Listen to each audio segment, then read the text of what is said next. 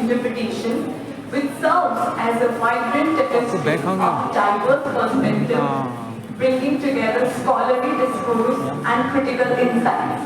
We now commence Plenary Session 1, chaired by esteemed Professor Raju Bhargav, featuring thought-provoking discussion on Indian literary and cultural narratives beyond colonial paradigms and the nuanced portrayal of Indian identity in literature and cinema.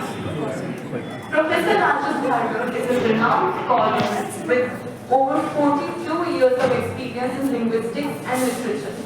She has led English Department of University of Rajasthan and the Central Department of Haryana, holding MAs from the University of Rochester, USA, and a PhD in Sociology of Literature. She has received prestigious scholarships and supervised over 70 PhD and MPhil dissertations.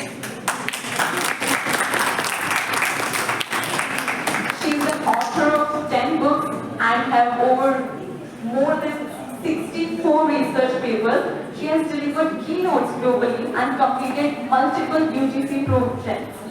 The session features Professor Suresh Agrawal on reclaiming voices, understanding Indian literary and cultural narratives beyond colonial paradigms, and Sri Anant Vijay on Sahitya or Cinema mein Bharatiyata. As we move forward, it is our privilege to honor and express our gratitude to esteemed chairperson and speaker of this valuable contribution to this session. To begin, I request Dr. Shankarlal Chinchinodia to kindly felicitate Professor Suresh Kumar Agrawal for his presence.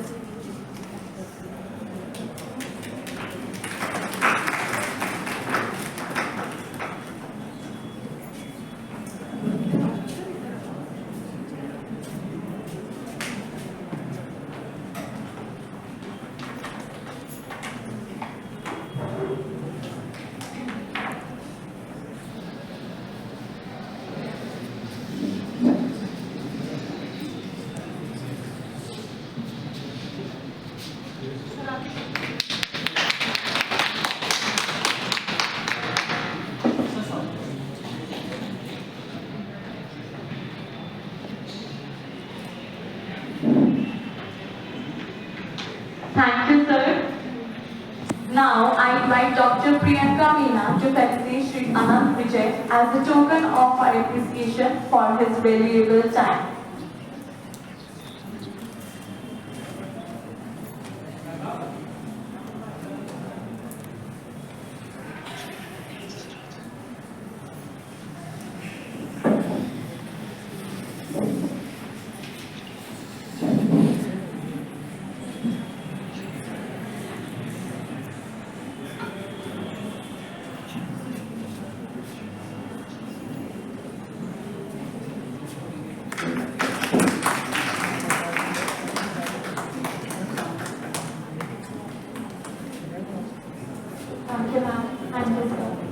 Now I invite Professor Deepa S. to lead our session chair, Professor Raju Bhargav, in appreciation for her guidance and scholarly insights.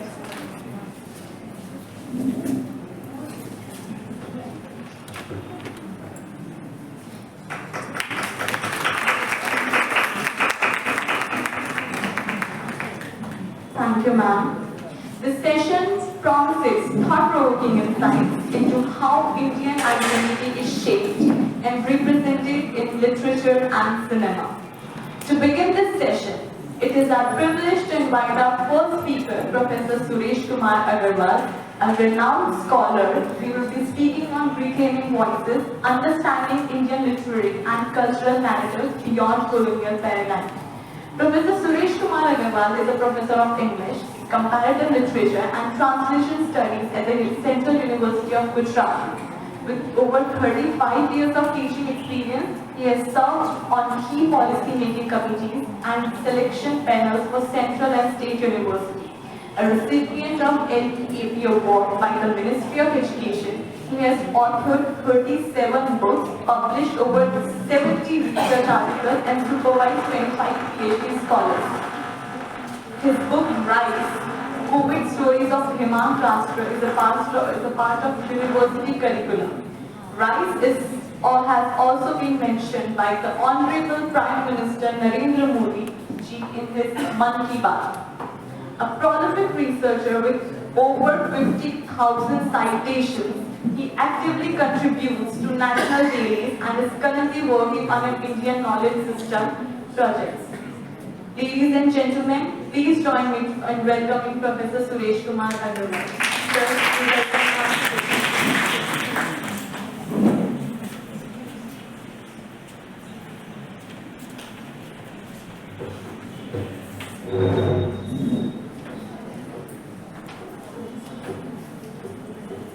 Honorable guests, comprising the Honorable Chair, the Head of the Department, the Organizing Secretary, and my side here, this is what Professor Sudhir Kumar said in the morning, Professor Anand Kumar ji, Anand Vijay ji, esteemed gathering comprising my esteemed teachers sitting in front of me, colleagues, friends, and dear students.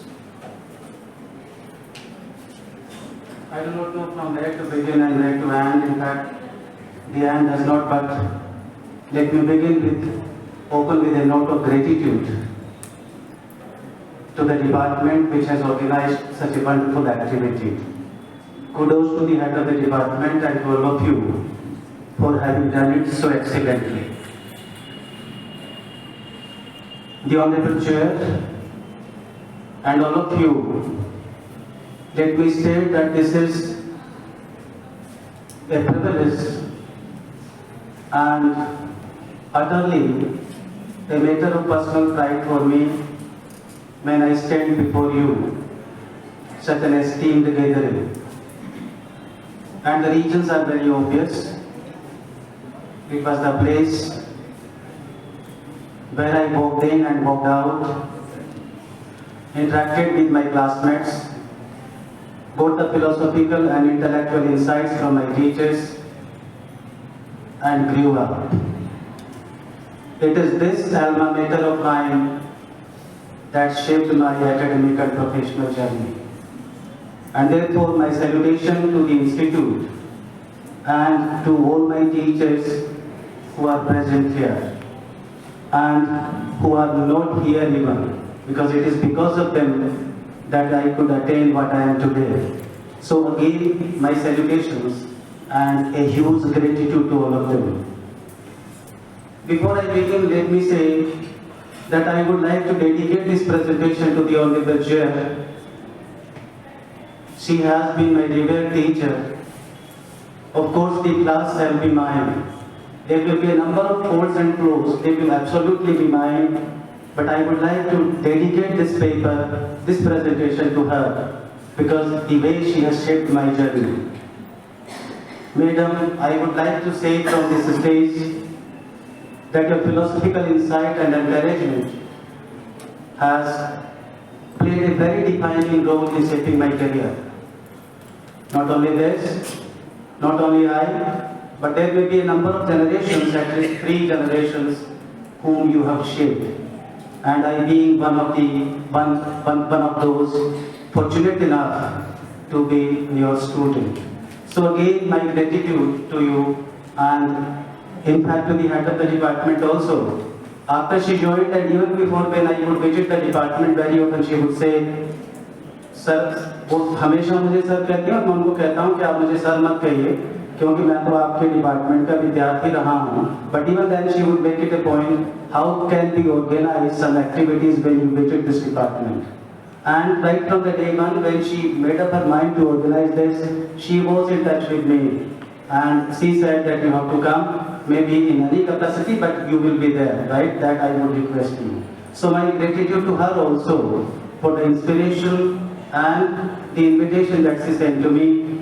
Arun, in fact, very good care he took, the hospitality and everything that belongs to him. I would tell him and he would immediately, I would send the message and the work would be done.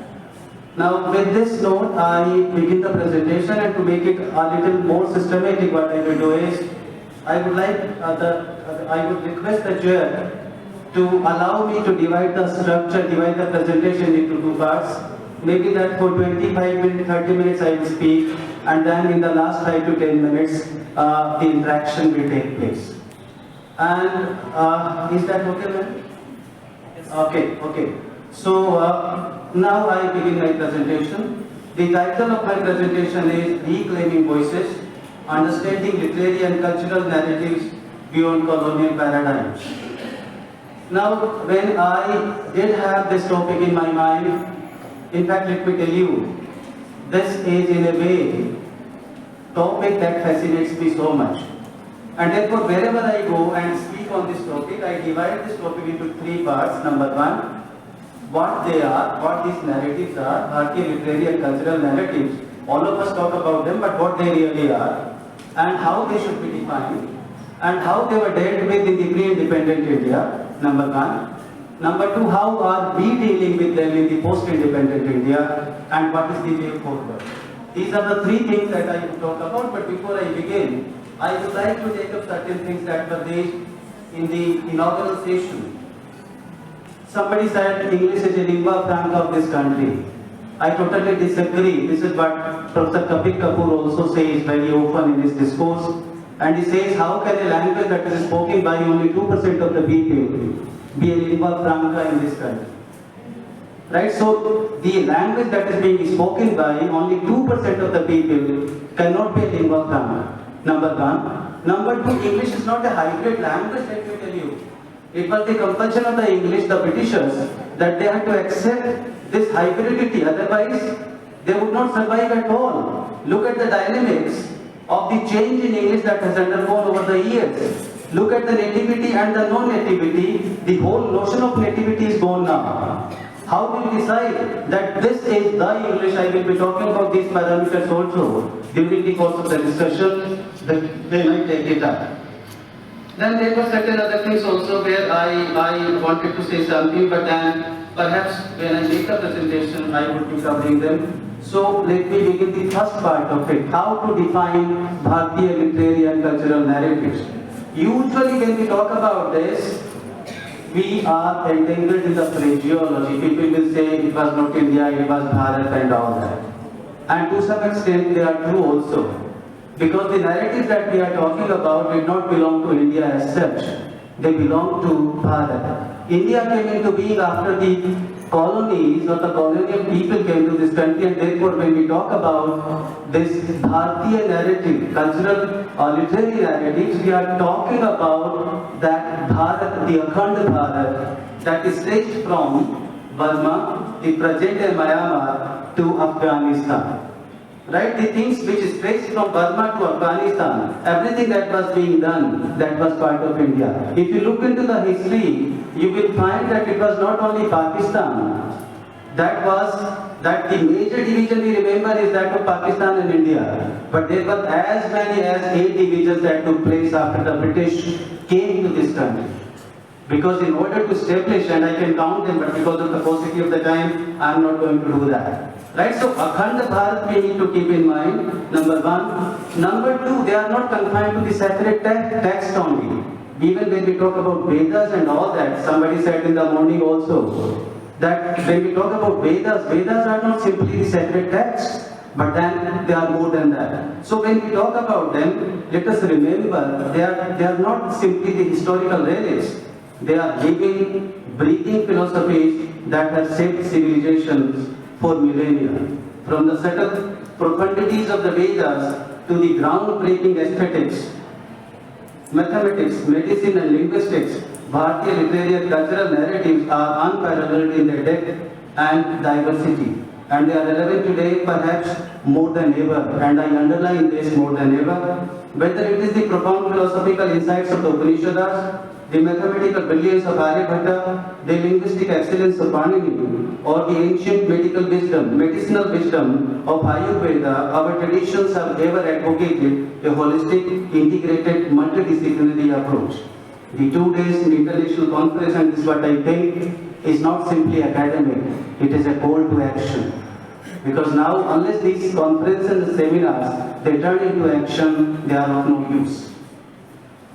And therefore, when we talk about this Akhand Bharat, we talk about the several tattvas And these tattvas are historical tattvas, comprising the historical events, figures and developments. Then there are philological tattvas, comprising Sanskrit and the other Indian languages and literatures.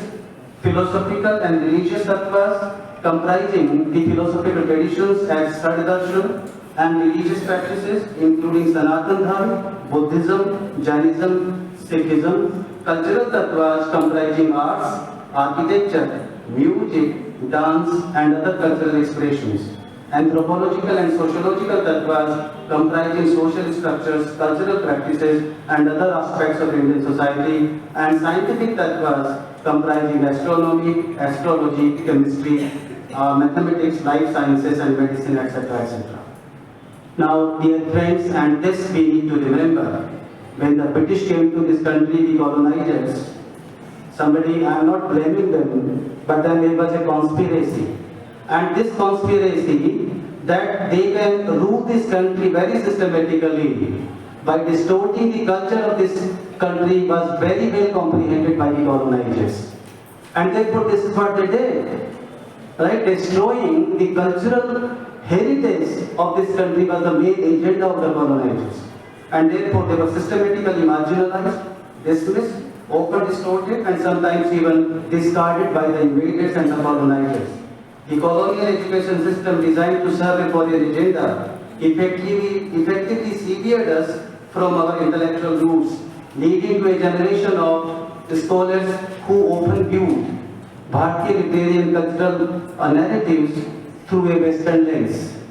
Gandhi, and this is very significant, every one of us must remember, Gandhi, the father of the nation, could realize this at that time also, and before the Hunter Committee, this is what he said, and I quote, "I say without fear of my figures being challenged successfully that today India is more illiterate than it was 50 or 100 years ago.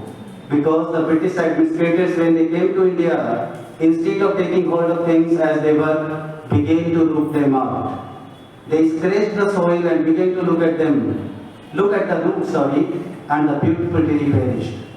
This is an answer to the questions which were raised in the inaugural session. This neglect of India's literary and cultural traditions, including its education, continued even after India became free in 1947, leading to the utter despondency created by cultural disconnect. And underlying these words, even in the post-independent India, cultural disconnect, intellectual dependency, thriving of colonial mindset, erosion of indigenous education systems, and dominance of Eurocentric education. These became the milestones which will drive our educational system. Now, even after the independence, and these are the two buzzwords which we need to remember, even after independence, and therefore that way the colonizers are not very, they cannot be blamed, because it was our colonial mindset, colonial legacy that was responsible for this. Even after independence, we thrived on received knowledge and received experience, partly because of the legacy of colonialism and partly because of our own admiration for the West. We never thought of the uninitiated aims of English education, described clearly by Boris Wilson. And let me tell you, this is for you also. He was a Britisher, Horace Wilson, and a contemporary of Macaulay, who wrote an article entitled "Education for the Natives of India," and that was published in the journal, Asiatic Journal, in the year 1836. And this is what he wrote about the education that was being imparted by the Britishers.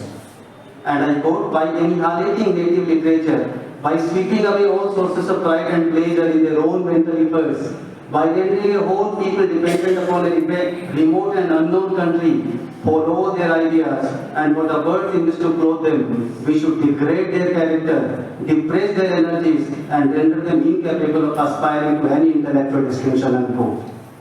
The present education system, dear friends, therefore this is the analogy very often I make use of, is a standing monument of the mission accomplished. The British took away not only the Kohinoor diamond from India, but our confidence too. I underline this. British took away not only the Kohinoor diamond from India, but our confidence too. It is a pity that we did not take a lesson from the struggle for independence. At that time, our forefathers The enlightened ones, why did I make use of this word? Enlightened ones, this was the phrase that was being used by Macaulay because he said that everybody who was engaged in the freedom struggle, they were enlightened by British education. And therefore this phrase came from him. Therefore I have put it within inverted comma. The enlightened ones made use of Bharatiya literary and cultural narratives to subvert the power of the British Empire. We did not follow the lead of leaders like Swami Vivekananda, who projected Bharatiya philosophy and spiritualism to acquaint the people with their roots. Such things happened outside the educational system, and the educational system has remained colonial in character. All this is history. But at some point, we must have made efforts to decolonize our education system by integrating and incorporating Bharatiya literary and cultural narratives in our curriculum. Professor Sudhir was pointing out, we have never taken care of that. Professor Dayakrishna, Professor Madhusudan Oja, and all that we talked about, I am not going to talk about that right now. The theorization of Bharatiya literary and cultural narratives draws heavily from ancient texts like the Vedas, Upanishads, Puranas, Itihas, and he talked about very beautifully what Itihas is and how Itihas is different from history. Now, I would like to quote Sadhguru also here. When you listen to him, he says, how does it make a difference whether it was Ram or it was Shyam? But there was someone who did it. So, history does not mean when there is a belief in the people that something happened, it means something happened. We need to create that sort of history that should be taught in this country, not a history that is based on, let me say, the bitter facts. Because folk history matters a lot. Everything that has come to us, it is through folk, and therefore what's prevalent in the folk is much more significant than all the other things. Therefore, I have talked about Natya Shastra, Artha Shastra, then Charak Samhita, and then all the other things. These epistemologies, however, remain ignored as our parameters of educational genuineness continue to be imported from the West. We never realized that in the post-independence India, the paradigms of education and research must be transformed to suit our intellectual traditions. Our learners must be able to talk about Panini, Bharatari, Nagarjuna, Sankara, and the language philosophy. We should be able to tell the world that in mathematics, medicinal plant life and its applications, music and dance, astronomy, architecture, chemistry, grammar, logic and rhetoric, philosophy, astrology, and many other areas, the contributions of our thinkers and scholars can match anything that has been done anywhere in the world. Dear friends, and therefore when we talk about this Bharatiya literary and cultural narratives, they are a unique integration of philosophy, science and art. They are not compartmentalized but holistic. They reflect a sophisticated understanding of the universe and the place within it. Now, if you look at the expanse of these narratives, they are very wide. And there are so many that we are not even aware of that. Now, in our educational framework, educational system, and especially in some of the other way I have done it, I will be talking about it, how I have done it in my case, but this should happen in the educational curriculum when we go to the classroom. How shall I take it to the classroom depends upon me. We should be able to explain that Bharatiya literary and cultural narratives have contributed immensely to the field of mathematics and science, that the concept of zero that revolutionized the modern mathematics originated in India, that Bhaskaracharya wrote extensively on calculus centuries before Newton formalized the discipline in the West. His works included not only arithmetic but also geometry, planetary science and timekeeping. That Aryabhatta's heliocentric theory and understanding of planetary motion were groundbreaking. His insights into the rotation of Earth on its axis long before Copernicus shows the foresights embedded in Bharatiya literary narratives. That Indian medical system Ayurveda views the human body not as a machine but as an integrated whole. And you know what is this integrated whole? This integrated whole comprises the Vata, the Pitta and the Kapha. And most of us, yesterday I met a person here in Jaipur, he said that I am 85 now, but I have never taken recourse to any allopathy, right? My whole treatment that I require, I only go to take recourse to Ayurveda. So that much effective this has been, but then with very systematic intentions, they were all sent to eclipse. Then this is very significant as a student of language also, that India's contribution to linguistics is monumental. Panini's Astadhyayi is the most scientific and sophisticated work on language structures ever produced. Professor Sanjeev Mishra must be aware of it, that Sanskrit language has been found the most suitable one for computational linguistics. And because of its precision and the exactitude that this language has. And therefore, artificial intelligence, they say that we owe a lot to Sanskrit and we need to develop it. That Bharatiya literary and cultural narratives also celebrate the arts in a unique way. The classical narratives of dance, music, sculpture and architecture are not seen as separate from spiritual life, but as expression of the divine. And then I have talked about how they talk about it. But then the saddest part, somebody hinted it out, but then he could not explain in the morning. We could not even make a difference between Vyakaran and grammar. And that is the most sadistic part of it. Now I speak before you teachers, esteemed teachers, but I tell you, even at the very prestigious competitive examination institutions when we go, and the examiners and the head examiners, the copies that is shown to us, they say that this is what Rain and Martin convey. And if you look at the colonial conspiracy, that was because that was there when they were designed. You must be aware that Rain was a relative of Charles Trevelyan, who was brother-in-law of Macaulay, and he was given a task that you need to design this book in such a way so that the students are able, the Indians are able to learn only the mechanics of the language, SPOCA or SVOCA, but not the philosophical let me say, the philosophical underlining of that very notion. Now, we could not even realize that our ancestors were very wise when they elevated Vyakaran to the level of Vedanga. Vyakaran was a Vedanga for us. Therefore, it is a misnomer that we equated grammar with Vyakaran, and we continue to do that even in the post-independent India. When I was a little bit angry when I was there in the institution, a very prestigious institution, and I said, sir, आप जो बता रहे हैं वो इस किताब में नहीं है. उन्होंने कहा तो ये रेन मार्टिन में रखा है ना.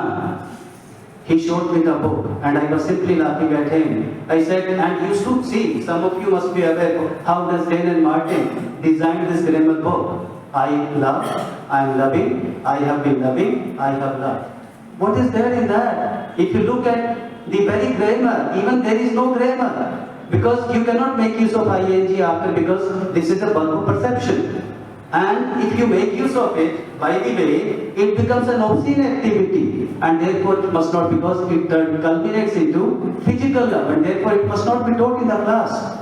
But then these were the things that we continue to. So I am grief stricken when I see even the English language scholars recommending Rain and Martin as the only authentic book on grammar, which contains merely the mechanics of English grammar and no conceptual profundity.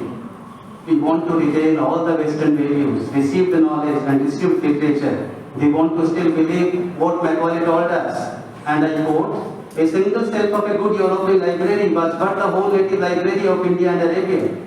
We believed what he said.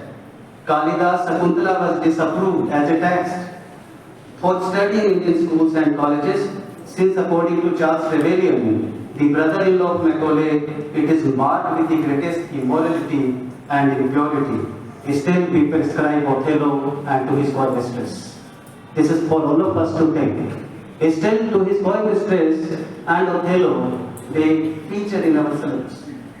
It is a pity that we did not take a lesson from the struggle for independence also, wherein our ancestors, national icons, used English to project India. Such things happened outside the educational system, and the educational system has remained colonial in character. Dear friends, therefore remember that there is no point in post-independence India in trying to retain the literary role of English, as was done during the days of the Raj. For there is no motivation or context for projecting European culture and values in the form of Shakespeare, Milton, Shelley or Keats. Those who live under the illusion they are exposing the learners to the great masters of English should know that they are indulging in self-satisfaction and self-deception. Only these advocates fall on the thrones of life and bleed profusely. This has resulted only, and these are the two buzzwords which are taking place literally in the English language classrooms, reduction and reproduction without any thinking, critical or creative. What matters is the right answer and the ability to memorize. In such a situation, there can be no question of experiencing the great literature of the West. This is self-deception. Dear friends, it was a couple of years ago, it was perhaps in the year 2014 that I went to Japan. And I was in Tokyo and there was, the co-chair was a person from Japan. So after the session was over, I simply put a question to him, what do you teach when you teach English? And besides teaching or answering this question, he also added one thing. And what he said, that here sir, we do have a system. And what is that system? That every teacher will come before 5 minutes, will prepare a cup of tea, and then before 2 minutes he will go and stay outside the classroom, wait for his turn, and then if he is late by 2 minutes, then he will repent that I have spoiled some 60 minutes of the 30 students who are sitting inside the classroom. I just take my head in my hands and wept over the scene. We are not ready to listen to these things because this is a criticism. We are not ready to introspect. And the other thing that he talked about, in answer to the question that I put to him, he said, except English communication and English grammar, we do not teach anything as such English literature. Everything that we have chosen is Japanese classics in English, translated version of them. Dear friends, therefore remember, this must have happened in this country long back. But even after 80 years of independence, almost 80 years of independence, this is yet to happen in this country. And who will make it happen? The people like you and me have taken recourse to it so that these things happen in this country. In the post-independence India, it has become a fashion to prescribe and teach exclusion studies. A couple of days back, I was at a very prestigious university because they said, sir, you have to come and speak. अब आपको नाम भी बता देता हूँ, I was at IFLU. उन्होंने exclusion studies का एक अलग डिपार्टमेंट खोला था. मैंने उनसे पूछा, has the culture of this country been the culture of exclusion only? And they did not have any answer. For example, even today, I remember that the person who used to come to my house and whatever they would, in some of their capacity, maid servant or whatever they tell my mother, that would be fundamental for her. वो ये कहती हैं, भाई जी आई थी, वो ये बता रही थी, इसे ऐसा ही होता है अपने घर में. That was the inclusive nature of this country, but that was not brought to the fore. Only we tried to deepen the division that never existed in this country, and therefore what we did, we decided to degrade culture merely to the level of a tool to sustain power structures and social inequalities. Even in the post-independence India, we decided to teach those texts which presented Bharat as a divisive society. And one of the famous texts you are aware of, I am not a Hindu. And the other seminal texts, efforts were made to delineate the tribals as a separate entity because I have worked a lot on them.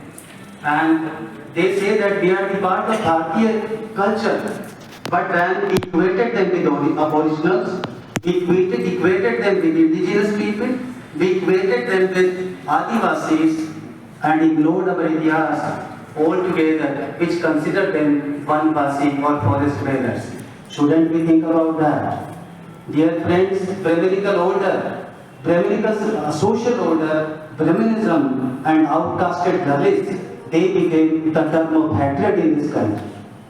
Now without any base, let me find out even a single person, even a single Brahmin who did something wrong to someone. Only then we need to point out that yes, these were the Brahmins who did this.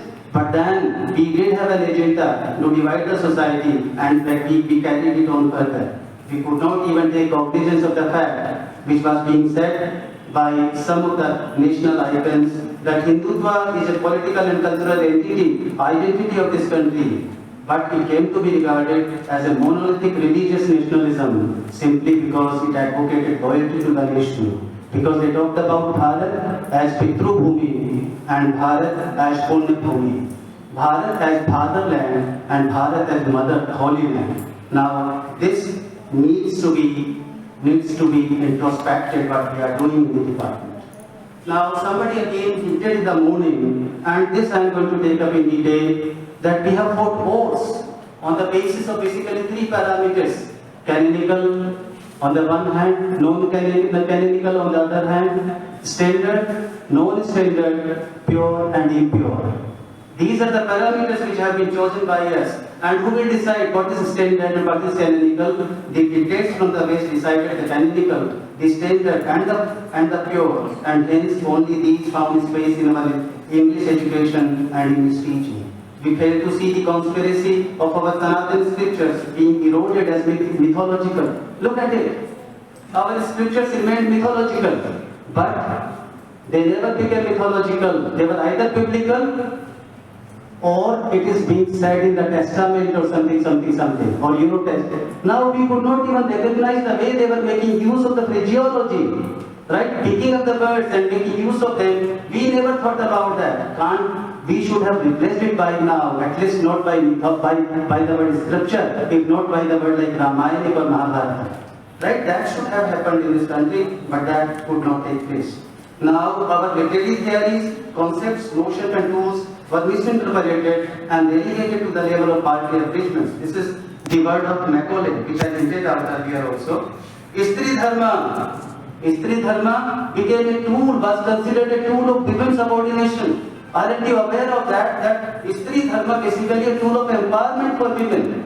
Look at our women icons, like from Mahishasur Mardini to Bhavani Devi, right, to Meenakshi, all of them they have been, and even, I will be talking about it, even when we talk about Satyavan Savitri, in Sri Aurobindo's, that we celebrate, we teach, we talk about only the conjugal love, but we never talk about the Stri Dharma, encompassing dedication and wisdom that makes Savitri ultimately victorious. We could not change these narratives.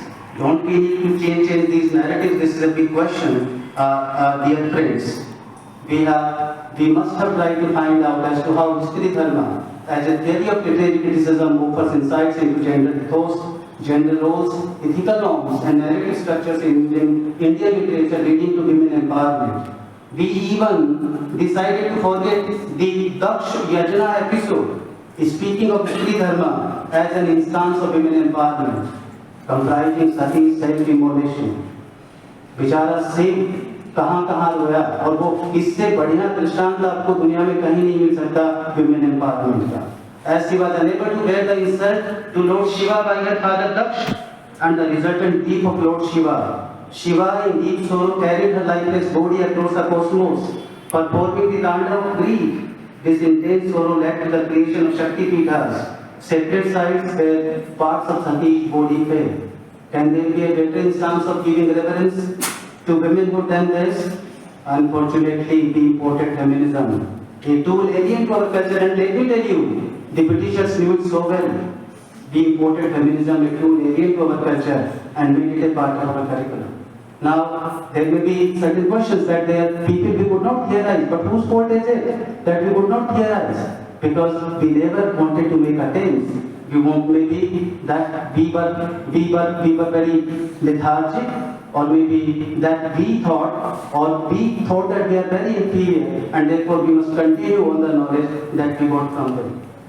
Dear friends, there is another problem also. Now this country witnessed a great change, and it was not change basically, what I would say, it was the cultural responsiveness that this country saw during the Corona period. That remains to be projected. That came to the fore during the pandemic, cultural responsiveness. The pandemic is a testament that Bharat cannot be defined through religion, hatred, dogmas and intolerance. Rather, Bharat is an entity consisting of nobility, sincerity, truth, duty and inclusiveness. इसलिए मित्रों, जब कभी छोटे बच्चों से बात होती है तो मैं ये पूछता हूँ कि ठीक है, या साहित्य मित्रों से बात होती है, तो फैशन हो गया है कि भारत के बारे में सब बुरा लिखिए और आपको सब अवार्ड, जैसे प्रोफेसर सुधीर कुमार बता रहे थे कि आपको बहुत अच्छा अवार्ड मिल जाए. But don't you think your duty as, there are bad things, talk about them, but talk about those things also which are good and that belong to this country. We could not talk about the things which are good in this country, and therefore we need to talk about that also. And now I will be talking about what should be our modus vivendi, what we need to do, what is the agenda forward. The modus operandi and the modus vivendi deployed in our education system must include our Bharatiya literary and cultural narratives. Our teachers should be able to explain why there are four entrances in our temples, why there are four Vedas, four Varnas, four pieces of Brahma, the Creator, and four stages of life. What is the significance of four in our culture? Why is the Sanctum Sanctorum kept so dark in the Hindu temples and not brightly lit? What is the significance of 9 boats, that is now Dwara, through which the devotees peep in? Why do the devotees go round the sanctum a specified number of times as part of the worship? Why are certain ragas sung during a particular time of the day and during certain seasons? Is there any relationship between sound and reality, sound and sense, or is it only arbitrary as Prof says? Now, these are the questions which were put to me by the foreigner, and he said, Sir, Suresh, please take me to the temples and all the other areas. And these were the questions, and I tell you, I couldn't answer those questions. Right? So this is, we need to build a bridge. That bridge must be there between the Department of English and the other departments, other academic departments. Is India a land of this, all this? Right? And then because this thing has come to me. Now therefore, what we need to do? Let us rise to this challenge and pave the way forward, ensuring that our learners inherit not only knowledge but wisdom. The world looks for sustainable, inclusive and ethical models of development. Bharatiya literary, cultural narratives offer all this. Our task is not to preserve them. This is what we needed in the morning also, but to reimagine them in the light of modern challenges. Let us be the generation that rekindles the flame of indigeneity. In Hindi we call it Swatha, ourselves and the world at large. The need of the hour therefore is that we shift our perspective from viewing these narratives as alternative or complementary to the dominant Western paradigm. Instead, we must recognize them for what they are, systems of thought that they have shaped human understanding for centuries, offering solutions to some of the most pressing challenges we face today, and this is something very significant. Somebody talked about that we must consider them as alternatives. Not alternatives, they must be the system themselves. Why alternatives? When they have existed from the very beginning. And therefore, dear friends and colleagues, remember that we need to open up, expose the colonial conspiracy, and reimagine our cultural narratives to pave the way forward for a developed nation. That is Viksit Bharat. Remember that the conference will go. I will end with the same line with which I began. Remember that the conference will go in the annals of time, not for what was said, but for what we choose to do next. Now, thank you so much for the chance given to me. I'm sorry I exceeded. Maybe if I exceeded the time, I'm sorry. Thank you so much.